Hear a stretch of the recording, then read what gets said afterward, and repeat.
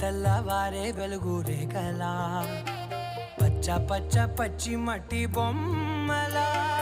అల్లి బిల్లి వెన్న పాల నురగలా అచ్చ తెలుగు ఇంటి పూల కొమ్మలా దేవదేవుడే పంపగా ఇలా దేవతే మా ఇంట అడుగే పెట్టెనంట బ్రహ్మ కళ్ళలో కాంతులే మా అమ్మలా మా కోసం మళ్ళీ లాలి పాడేనంట.